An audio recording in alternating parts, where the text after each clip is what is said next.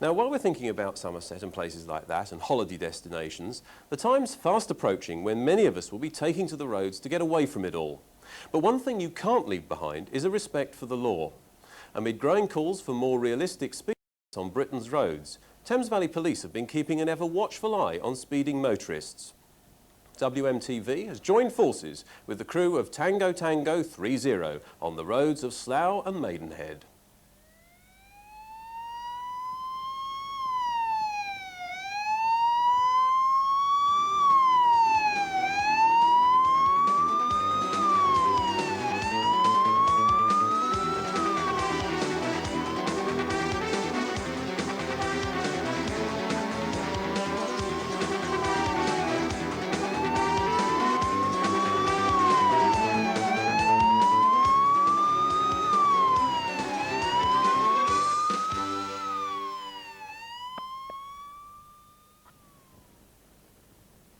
Well, this Rover is, all intents and purposes, just looks like any normal Rover that you'd buy in the showroom.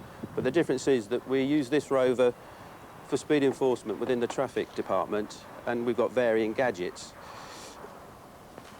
If I can show you, first of all, it's basically the same, no difference in the interior layout. We've got the radio, which we use for communication purposes, and then we move to the main gubbins on the which is a camera. The camera records what's going on ahead of the vehicle, what's happening. It's on all the time, and we can swivel the camera around 360 degrees if we need, so we can follow any vehicle wherever it should go. We can zoom in with the vehicle, so the vehicle, we can catch it, we can go in with it, we can zoom out with it with use of a mobile handheld device here. And it's also displayed on a screen which we will then use to play back to the person and show them what they've done, so that's on all the time. Also on the screen, it's linked to VASCAR, which is Visual Average Speed Computer and Recorder, which is basically a time and distance way of working an average speed. That will display onto the screen the date, the current time, the speed that the vehicle is doing constantly, and then when VASCAR's working, the distance travelled, the time travelled, and the average speed which we come out with. We then move to different other features on the vehicle. We've got a display sign on the back window, which is controlled by this box, which when we push it on, turns up into the window and displays various signs: police, police slow, and police stop, alternating between the two. And we can also display that to the front if we require. The video recorder, there's a video recorder stored in the boot, and that's turned on and off with this means of this handheld control, so we can play, record, just like a normal video recorder in anybody's house. We've then got flashing headlights and blue lights in the front, so there's blue lights which are displayed to the front by means of that device, and flashing headlights to assist us to get through the traffic. We've got rear reds, which alternate rear fog lights on the back, which is a warning device, and also a whale and a out device to help stop the vehicle. If you were to get stopped by it, you'd realise it wasn't just a normal Rover. It's our enforcement and education vehicle.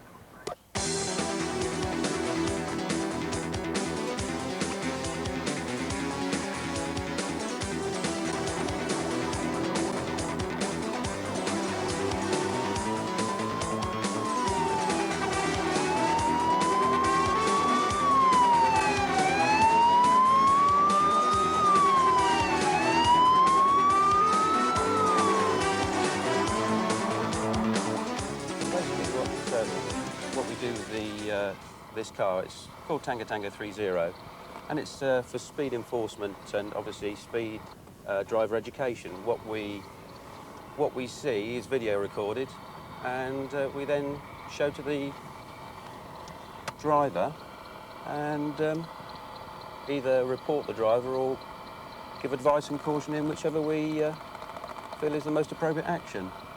We can cover anywhere within our allocated areas. We're southern traffic, and from Taplow we will cover Slough, Maidenhead, Windsor, Ascot, towards Henley, Ivor. We've got a vast expanse, and also we've got the M4 and the M25.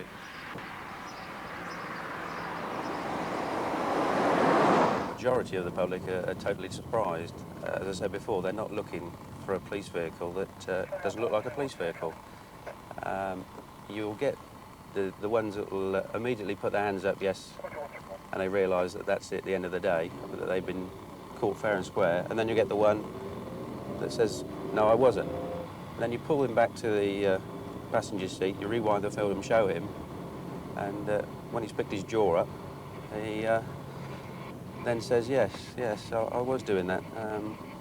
But they don't realise that they were doing it. And as you can appreciate, nobody likes having their driving criticised, no matter who you are. Everybody is the best driver in the world. But it's sheer surprise. I had a gentleman in a Jag on the motorway for speeding, and he was surprised, and he was very impressed with the quality of the film, saying how clear it was. But yeah, it's shock and amazement, I think, would probably be the easiest way of describing it. We'll join the motorway now, and undoubtedly we will pick up a speeding motorist. Just realised 102 miles an hour now, the speed limit is 70. He's getting slightly caught in traffic, which is going to be decreasing his speed, but we've got a constant gap between us. We're doing 96 miles an hour. So obviously at 70 miles an hour, he's well in excess of the required speed limit. We'll follow him along a bit further. I will be talking to him anyway, but when he clears his traffic, I have a feeling that he'll obviously get back up to the speed. Plus we've got bridges approaching, and I wouldn't wish to pull him on the hard shoulder, because to get back onto the motorway he'd have to encounter the bridge, and it wouldn't be safe for him to rejoin the motorway. So we need to find a good safe space to stop him before we can do it. And we're now coming off at the junction. Basically the last minute thing. If he was coming off at the junction, we should have really been in further back there. This is a good place to stop in, and I'll illuminate the blue lights and indicate for him to stop. Let's now pull onto the hard shoulder. The reason I've stopped you, sir, I've been following you down the motorway, and your speed was registered 102 miles an hour at one point. Obviously the speed limit is 70 miles an hour. I have to caution you that you don't have to say anything unless you wish to do so, but what you say may be given in evidence. I didn't go... Do you understand? Yeah, well, I'm positive I didn't go that fast. What I'd like to show you, if I put you in my passenger seat, I've got a video camera there, and there's a speed device linked to the video camera, and I can show you exactly what you were doing. Right, that's your vehicle there, sir. Well, 102 miles an hour. That's yours. Yeah, and I've just said to you, what I'm doing, I'm matching... You're catching me. No, hang on, no, you'll watch the speed decrease. I'm matching your speed. There is a constant gap between us. Never decreases nor increases. I will keep a constant speed. Right, we're down to 92 now. Right. I'm not catching, I'm keeping the gap. Yeah, you're slow. No, I think you're catching me. Right, hang on. The speed is now coming down. We're down to 86 miles an hour. Okay. You have caught me. Yeah, I'm catching you up now. Yeah.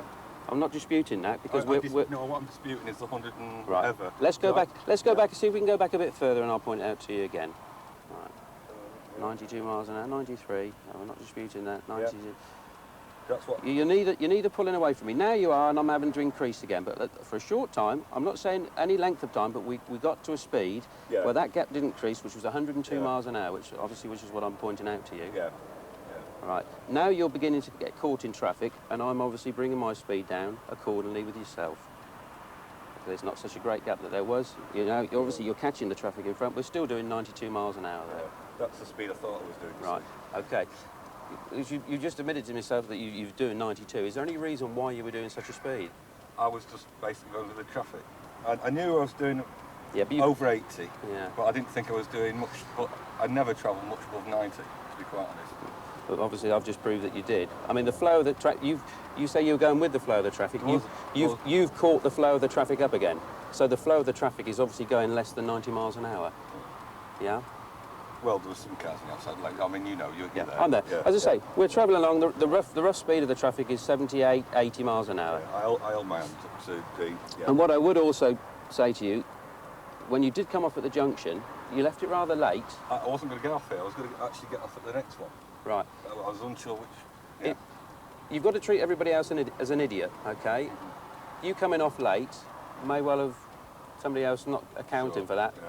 I'm not going to let you in. And next thing you know, you're spinning across the carriageway because we have an accident.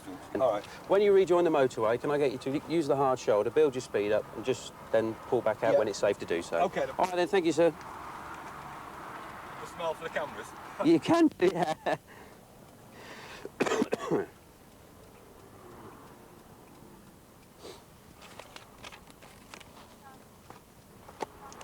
How do you actually feel about being stopped? Well, he's doing his job, isn't he? I was speeding. I held my hands up to that. I disputed the 100 and whatever he said, because I think he was catching me up. But I held my hands up to the 92. I'm, you know, just on the motorway. Personally, I think that's okay. 90 miles an hour. As long as you stay your distance and you can stop in time, that's okay. So, well, there you have it. Basically, I've reported the driver for the excess speed of 92, which was the speed, which was basically the distance I covered was 92, which was the constant. I pointed out to him that he went to the 102, and that the fact that if he does exceed 100, he does stand the possibility of getting a ban. I reported him rather than cautioned him. Obviously 92 is still fast, but he's got points on his licence which are from previous speeding offences, so obviously he's not learning from receiving tickets. And maybe the only way that that person is ever going to slow down is if the courts impose a ban, taking the privilege of driving away from him, and then they might just sink home the financial penalty of losing a car, what that might do to him. Nobody likes to make people lose their driving licence, but if people won't learn, then it's the only way. So he'll be receiving a summons through the post to go to court.